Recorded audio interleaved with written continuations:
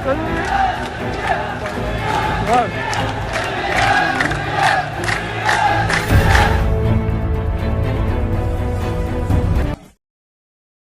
दोस्तों, इस वीडियो में बात करेंगे सोशल मीडिया की वायरल खबरें जुड़ी हुई हैं अरब मुल्कों से। जिस तरीके से अरब मुल्कों में भारत को लेकर के हैशटैग्स ट्रेंड किए जा रहे हैं और प्रॉफिट के बारे में जिस तरीके से भाजपा की प्रवक्ता ने जो बातें कही थी उसको लेकर के सोशल मीडिया पर काफ़ी बवाल मचा हुआ है। सऊदी अरब जैसे मुल्क में एक नंबर पर एक हैशटैग ट्रेंड कर रहा है और अलग अलग अरब मुल्कों में भी ये हैशटैग ट्रेंड कर रहा है। किस तरीके से भारतीय प्रोडक्ट्स को बाइकआउट किया जा रहा है और किस तरीके से भारतीय यानी वो हिंदू जो अरब मुल्कों में नौकरी करते थे उनको नौकरी से बाहर करने की अपडेट आ रही है। किस तरीके से सोशल मीडिया पर इस खबर को देखा जा रहा है, एक एक करके मैं आपके साथ अपडेट शेयर करना चाहूंगा, क्योंकि जिस तरीके से अपडेट निकल के आई थी कि भाजपा के प्रवक्ता नूपुर शर्मा ने प्रॉफिट के बारे में टाइम्स नाउ की एक डिबेट में बातें कहीं, जिस लहजे में कहीं, जिस स्टाइल में कहीं, उस पर आलोचना होने लगी। और ये पहली बार नहीं थी, इससे पहले भी देखा गया था नूपुर शर्मा को जब न्यूज़ 24 की एक डिबेट के अंदर भी वो कुछ इसी तरीके की बातें कर रही थी। लेकिन जिस तरीके से अभी अपडेट निकल के आ रही है कि अरब मुल्कों में जो है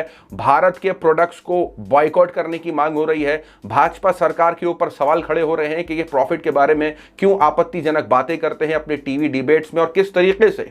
अरब मुल्कों में रहने वाले अरबी जो हैं वो हिंदी तक सीख रहे हैं भाजपा के प्रवक्ता को जवाब देने के लिए। यहां मैं बात कर रहा हूं कि भाजपा के मीडिया हेड ने भी प्रॉफिट के बारे में जो बातें कहीं, क्योंकि जुम्मे की नमाज के बाद एक अपडेट निकल के आई थी कि कानपुर में जुम्मे की नमाज के बाद जब मुसलमानों ने इस बात को लेकर के आपत्ति जताई और प्रोटेस्ट किया कि प्रॉफिट के बारे में क्यों ऐसी बातें कही जाती हैं उनके बारे में, तो वहां की अपडेट ऐसे आने लगी कि वहां दंगे होने लगे। इस अपडेट के बाद सोशल मीडिया पर किस तरीके से भाजपा के प्रवक्ता ने अपनी बात को रखने की कोशिश करी और किस तरीके से अलग अलग हिस्सों से लोगों ने ट्वीट करना शुरू करा इस मामले पर। यहां आपकी स्क्रीन पर सऊदी अरब में नंबर 1, कुछ ही घंटों में नंबर 1 पर यह हैशटैग ट्रेंड कर रहा था। सोशल मीडिया पर यह चालू हो गया है कि अलग अलग मुल्कों में यह हैशटैग ट्रेंड कर रहा है और इस हैशटैग के साथ ही साथ लोग क्या कुछ कह रहे हैं वो मैं आपके साथ शेयर करने वाला हूं। यहां बीबीसी न्यूज अरबिक की तरफ से भी अपडेट आई है कि यह हैशटैग टॉप पे चल रहा था अरब मुल्कों में, यानी अरब मुल्कों में यह हैशटैग नंबर 1 पर है और उसका एक ही माना निकल के आता है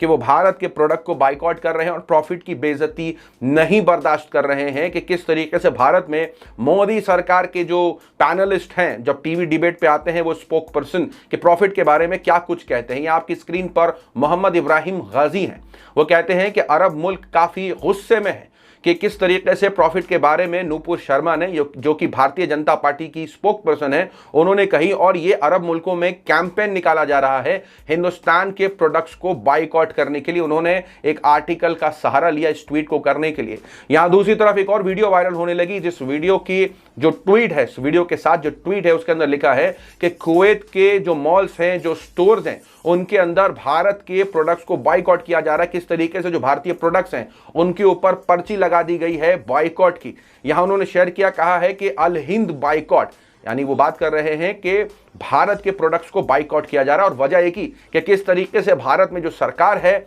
उसके स्पोक पर्सन प्रॉफिट के बारे में आपत्तिजनक बातें करते हैं। यहां एक और ट्वीट सामने निकल के आया जब नवीन कुमार जिंदाल, जो कि भाजपा के मीडिया हेड हैं, उन्होंने इसी मामले पर एक और ट्वीट किया, बाद में डिलीट कर दिया। यहां उन्होंने ट्वीट किया था कि नबी के दुल्हारे से पूछना चाहता हूं कि तुम्हारे नबी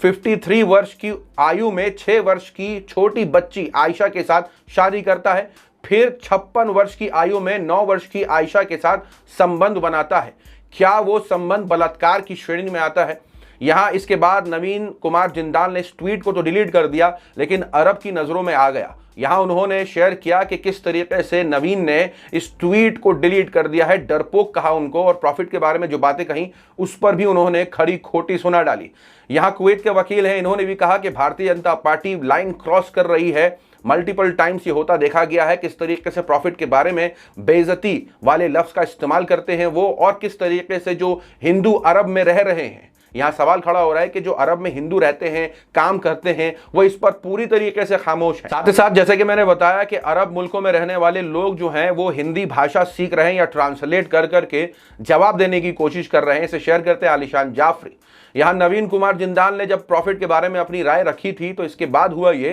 कि अरब में रहने वाले लोगों ने उन्हें खरी खोटी सुना दी, हिंदी में जवाब दिया उनका आपकी स्क्रीन पर कि आप लोग सबसे गंदे हैं, आपका धर्म गंदा है, यानी एक दूसरे के धर्म को बुरा भला किया उन्होंने भी कहना शुरू कर दिया अरब में रहने वाले लोगों ने। आगे उन्होंने लिखा कि और जब पैगंबर के बारे में बात करते हैं तो इज्जत से बात करनी चाहिए और अपनी जबान साफ रखनी चाहिए। यहां और भी भली बुरी बातें कही उन्होंने जो कि मैं सामने नहीं रखना चाहता। तो यहां देख सकते हैं कि अरब में रहने वाले लोग काफी गुस्से में हैं और इस हैशटैग के साथ अपनी बात को रख रहे हैं, दुनिया के सामने रख रहे हैं कि प्रॉफिट की बेइज्जती हम नहीं बर्दाश्त कर सकते। यहां एक ट्वीट आया जिसको शेयर किया एक राइटर कौशिक राज ने, जहां उन्होंने ये अपडेट दी कहते हुए कि जो भारतीय हिंदू अरब मुल्कों में काम कर रहे हैं, जो वहां पर नौकरियां कर रहे हैं, उनकी नौकरियां किस तरीके से खतरे में पड़ रही हैं इस सारे विवाद की वजह से। एक यूजर ने ट्वीट किया, कहा कि मेरे यहाँ एक भारतीय कारपेंटर काम करता था जिसका धर्म वही है जो मोदी का धर्म है। मोदी सरकार पर सीधा निशाना है कि मोदी सरकार के समर्थन में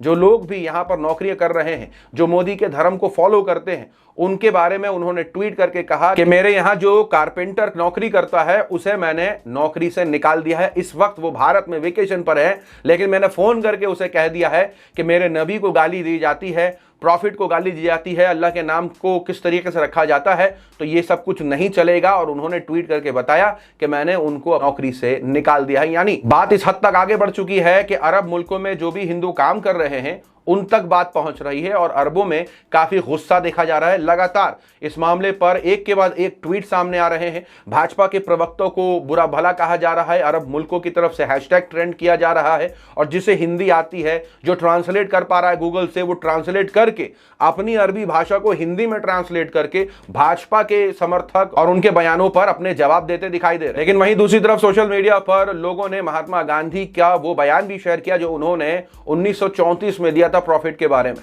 यहां ये रखने की बात कोशिश की जा रही है कि जो लोग प्रॉफिट के बारे में बुरा भला कहते हैं, जो उनकी आलोचना करते हैं, ज्यादातर ये वो लोग हैं जो हिंदुत्व समर्थक हैं, उनके सपोर्टर हैं और कहीं ना कहीं प्रॉफिट के बारे में, कुरान के बारे में जो आपत्तिजनक वो बातें करते हैं, इसका पूरा इल्म या तो उन्हें नहीं है या जानने के बाद ये काम को करते हैं। लेकिन महात्मा गांधी का वो बयान शेयर किया जा रहा है जो 1934 में उन्होंने प्रॉफिट के बारे में कहा था। अपने बयान में महात्मा गांधी ने कहा था प्रॉफिट के बारे में कि वो हक परस्त थे, मतलब सत्य का साथ देते थे, सच्चाई का साथ देते थे और उन्होंने अपनी जिंदगी में काफी मुश्किलें भी सही हैं। यहां तक कि उन्होंने अपने बयान में कहा कि मेरे काफी करीबी मुसलमान थे। महात्मा गांधी ने कहा कि मेरे काफी करीबी मुसलमान थे और उनको जानने के लिए मैंने प्रॉफिट की जिंदगी पढ़ी और जब मुझे पता चला वो किस तरीके से निहायती अच्छे इंसान, सच कहने वाले इंसान, जो सही था उसकी पैरवी करने वाले इंसान, खुदा से डरने वाले इंसान, इंसानों से नहीं डरते थे, वो खुदा से डरने वाले थे, काफी बहादुर थे और उन्होंने काफी कुछ अपनी जिंदगी में सहा है। महात्मा गांधी ने 1934 में आगे प्रॉफिट के बारे में यह बात भी कही थी कि वो एक फकीर थे, चाहते तो दौलतमंद भी बन सकते थे,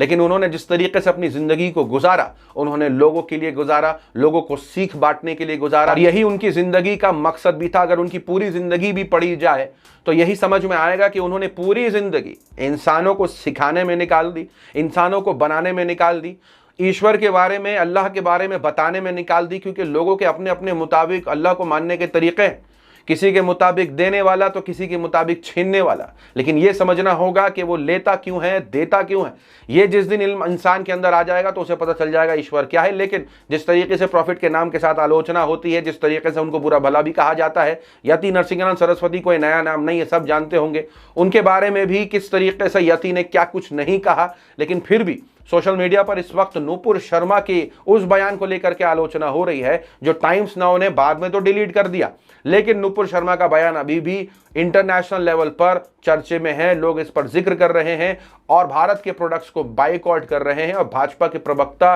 और भाजपा के समर्थकों को जवाब देते दिखाई दे रहे हैं। आपकी क्या राय सारी अपडेट्स पर कमेंट सेक्शन में जरूर बताएं। मिलूंगा आप सभी से अगले वीडियो में, तब तक के लिए अपना ख्याल रखें।